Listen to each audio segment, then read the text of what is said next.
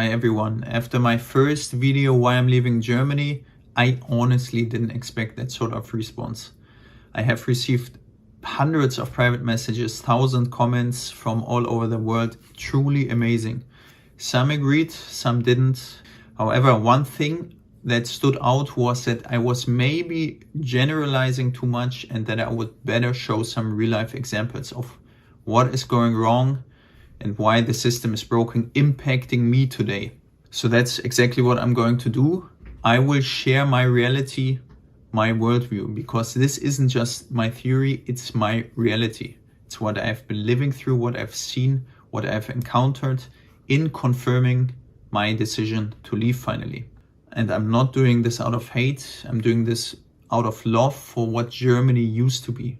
But I cannot pretend it's that country, that environment anymore. In the end, if it didn't impact me directly, I wouldn't be leaving, right? So let's dive in. After my first video was live, my mom came over to take care of the kids and she said, "Chris, why don't you take that video down? What are you trying to achieve with this? What if the police comes?" That moment hit me like a hammer because it shows me how deep fear has sunk into our society today. We call ourselves a democracy, yet people are afraid to say and speak out what they think. And I see it every day wherever I am, at work, at lunch, with colleagues, with clients, work societies, business. If you say something critical about the government or agree with something of opposing parties, silence. Everyone looks down, people change topics, whispering. People cannot openly say what they think. Maybe because of work dependencies, of paying off the credit, whatsoever. What we are living in today, this is not freedom of speech. This is fear culture. That's how societies die. Not by violence, but by silence. And I'm seeing it everywhere. Let's talk about something that truly broke my faith in this country today, and that is the way Germany punishes work and destroys motivation. Before I'm talking generally about the tax progressive system, let's start with something no one dares to question, and that is church taxes. Why do, if I'm Christian and registered as such, have to pay another 9% on top of already insane income taxes? But if I'm Buddhist, Muslim, atheist, I pay nothing. How is that not discrimination? Please, I need to understand it, make it make sense. We always want to be equal and non-discriminating, yet religion for Christianity in Germany has a price tag. You literally have to pay to be religiously accepted. That's a no-go for me. In Spain or Italy, unthinkable. But yet in Germany, religion seems to have a price tag if you're Christian. Now let's talk about the bigger trap, the progressive tax system that kills any sort of motivation in this country. Germany has a highly progressive income tax system. The more you earn, the higher your tax rate. However, there are specific income ranges where earning more can actually leave you with less net income because of combined effects from rising income tax brackets, social contributions like health, pension, unemployment insurance, and then add to that loss of benefits or family allowances. In short, the combination of taxes, surcharges, social contributions often means more gross income doesn't always mean more net income. Think about it. A major disincentive for productivity and ambition in Germany. So think about this logically. This doesn't make any sense, and I totally get it. People tell me, "Chris, I don't want to earn more. It's just not worth it." And I get it, because you have to work harder, longer work hours, more responsibility, more sweat, more burden. It's not just demotivating, it's demoralizing. And it's even worse for young people. Combine this now with the cost of living crisis and the impact effect on young people that earn average or above average today. These people cannot even pursue their dreams, their vision, and get an apartment, a house, because prices have been sky high. So they cannot fulfill their house of real estate, which is also the base and the foundation of to start a family and so on. So I get it. These people have no motivation. They want to go home at 4, go to yoga class, relax. Why kill themselves when they cannot achieve their ambition, their vision, their dreams? I totally get it. It's not about economic failure. It's the death of motivation itself. which is the current base of our economic foundation and the incentives in our economy. It is totally insane if you combine all these effects and impacts together. And I'm sorry, I cannot keep up with this green ideology anymore. We are destroying perfectly functioning modern nuclear power plants, while at the same time importing more expensive energy from France, Poland, the US, pretty much everywhere in the world, all while we are pretending we are saving the planet. And independent of the fact whether CO2 emissions are bad or good for the environment, it doesn't make any sense if we are not aligned from a world perspective on this. Here's the reality. China emits in one day maybe what Germany tries to save in a couple of weeks, month, or even half a year. So what are we actually trying to achieve? We shut down nuclear power plants like the one in Gundremmingen just a week or two ago, blown up to applause. People are applauding. And now the reality will set in. Everyone pays higher bills. People will feel it in their pocket, already feeling it. Chemical industry is collapsing. Car manufacturing is moving production abroad. Energy intensive industries are dying or being sold out. And normal families, yet still applauding, but we all are paying more. All of us are paying more. And I'm sick of it. I don't see the sense anymore subsidizing and paying for higher energies.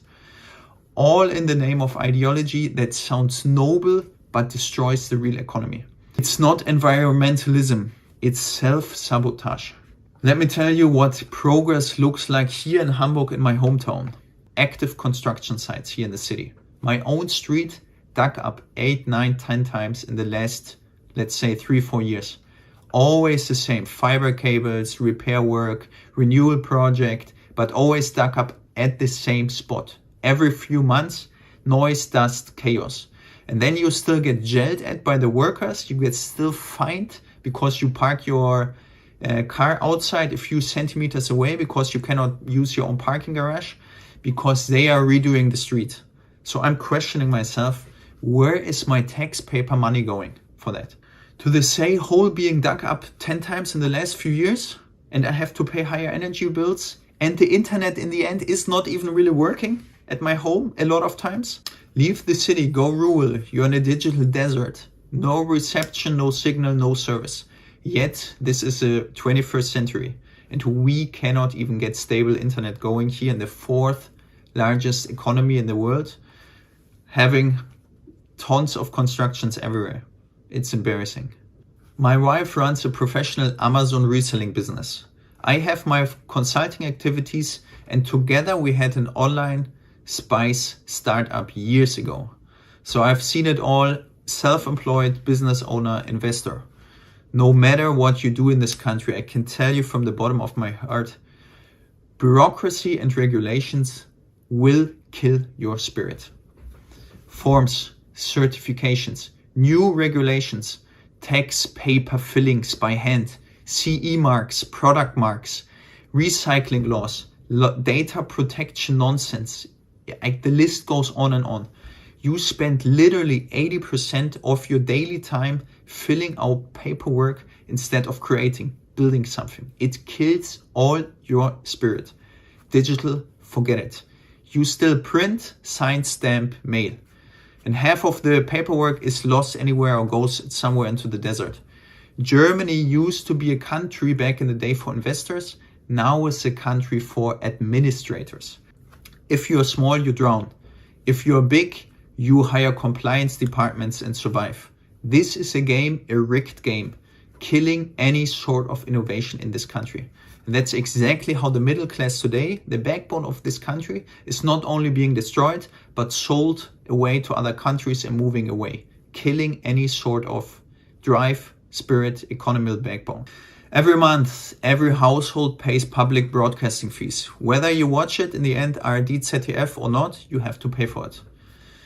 If people want to fund it, fine, let them. But forcing everyone to watch and pay for one political narrative, that's wrong. You can't call it freedom of media when you punish people for not funding propaganda. That's my view. That's not democracy. That's control disguised as information. A few weeks ago, someone crashed into my car. Police came, filed the report. They were angry and mad why they even had to come. Anyway, all documented, photo, insurance papers, medical notes. 4 weeks later now, nothing. I called the police. They are asking me, why am I even calling? They are overworked. The insurance, I called. They didn't even open the mail yet. The police told me on the phone, we are overworked. We have better things to do. That is the system today. Everyone is overworked, underpaid, burnt out. Everything runs on delay, excuses, and apologies. We are stuck in complete bureaucratic collapse, and no one even knows or tries to fix it anymore. In the last decade, I travel a lot for work using the train, the Bahn, the Deutsche Bahn in Germany. 9 out of 10 times I can tell you from the bottom of my heart, unfortunately, that train is delayed. At least 30 minutes, sometimes 2 hours, sometimes 4 hours, sometimes 6 hours. And the Deutsche Bahn publicly announced yet they will improve punctuality by 2070. Seriously, in 45 years, by 2070. Even if this was true, how would you even publicly dare to make such an announcement? It is beyond ridiculous. This week I'm going to Würzburg, to Berlin, to other cities. My bitter reality is I'm planning already in a buffer of 3 to 5 hours into my traveling just to make sure I'm on time. How sad is that? We used to be the land of engineering. Now we can't run train on time. China. Have you seen what they are building, how they are progressing? They are flying and landing to the moon, and they are building infrastructure that is unthinkable in the world we are living here in Germany. And we can't even fix a train. This is insane. Okay, let's talk about the elephant in the room, because this one really hits me as a father. When I grew up here in Hamburg, in my hometown, I could walk and go out anywhere freely to the red light district, city center, day or night. Today, no chance I would let my kids do that.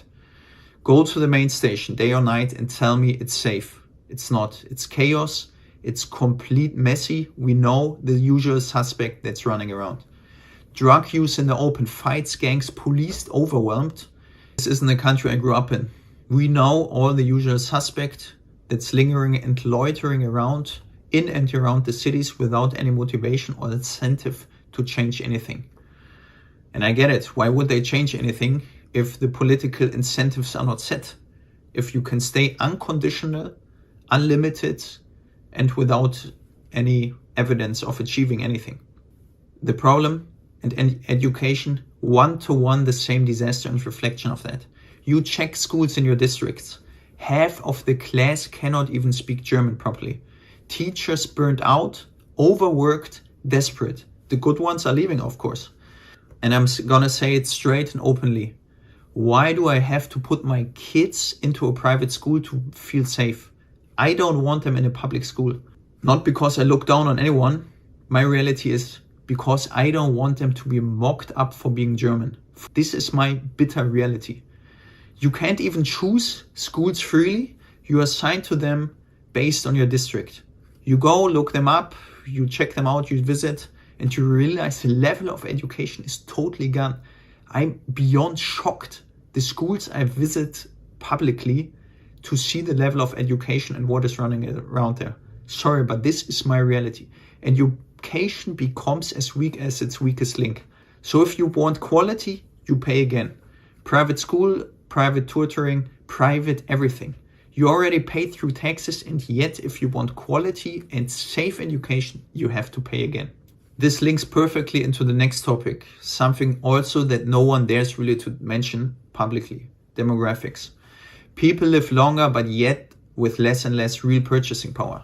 Prices rise, pensions stay the same, and every year gets harder to live with dignity in old age. At the same time, immigration is flooding our systems, and many young people here tell me they don't even want to have kids anymore. Not because they don't want or love family, they just say they can't afford it. Everything's too expensive, too risky, too exhausting in a system that doesn't reward effort anymore. And while the number of the ones who keep working and pay keep shrinking in number, the people who are receiving keep growing. It's not about original culture, it's about incentives, as I said before. If the system rewards those who take instead of those who build, you already know who will shape this country. And that's not sustainable for anyone. I pay more than 1,000 nowadays, around 1,200 for social security for me, my family per month now. Tendency rising. In the next years it would be way more. But yet in 2023, when I was really sick, not just like a flu, but really sick, long COVID, a combination of long COVID, Epstein-Barr virus in the nervous system, borreliosis, and so on and so forth. Everything that actually helped me, I had to pay myself. CT scan, only if I force myself through the emergency room. MRT, I had to wait 3 or 4 months, I believe, only because I was really bad with the heart. Sleep lab, I had a lot of sleeping issues and really needed to go to a sleep lab. I've been waiting for 2.5 years now and still waiting, still no appointment. I didn't make it yet. Blood tests the same. They did basic blood tests on me, but everything that told me actually what's wrong, inflammation markers, hormones, nutrients, I had to pay privately. And public doctors even told me this. We don't do that. Insurance doesn't cover it. Yet medication. Prices are off the charts. The good stuff, often not available, or you import it yourself, of course you have to pay, again, privately. It's insane. We are paying for a system that doesn't exist to heal you. It exists to manage your disease. That is my reality. So bringing it down, it's either I'm overpaying for the service received, or I need to pay on top of what I really need that cures me. Again, everywhere you go, people are exhausted. Doctors, teachers, police officers, small business owners, all say the same. Doesn't matter what we do, nothing changes anyway. That's when collapse starts, when people stop believing efforts matter. This is the world and the picture I'm seeing today in our society. And our politicians, we call other countries authoritarian, while our own bureaucrats find people for opinions. We send billions abroad while small businesses collapse. Politicians smile on talk shows while pretending all is fine. But fine for whom? They live in a bubble, disconnected from reality of normal people. The system is broken, totally broken. And the politicians, don't pretend to fix it anymore. And guys, the bottom line is, and I've said it before, I prefer to live a life in joy than in delusion. Germany needs the pain of realization, the pain of awakening. Because only when people truly feel it, when it hits their wallet, when they realize ideology doesn't pay and feed their families, then maybe we will see change.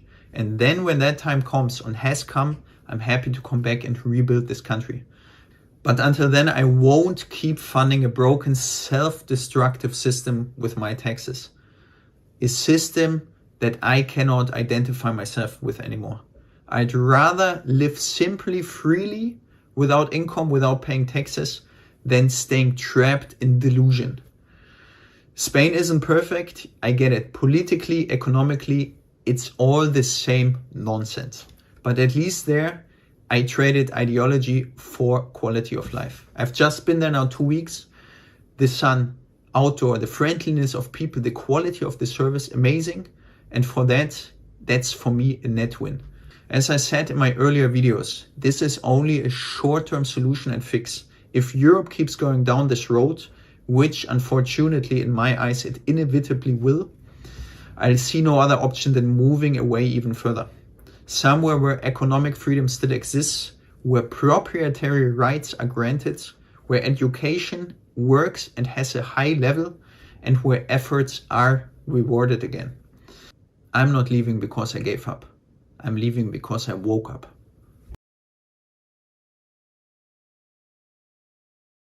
Guys, I don't want to make this part too long now anymore on how to fix things. Yet, I believe the most effective reforms are usually the simplest ones. I'm gonna suggest a couple ones here, but I will wrap it up with an overview attached at the end here for you to read visibly, because I don't want to make this too politically here at this point. So here are some suggestions that could, from my point of view, make an immediate difference and change in this country. Limit politicians to 4, maximum 8 years of power in office.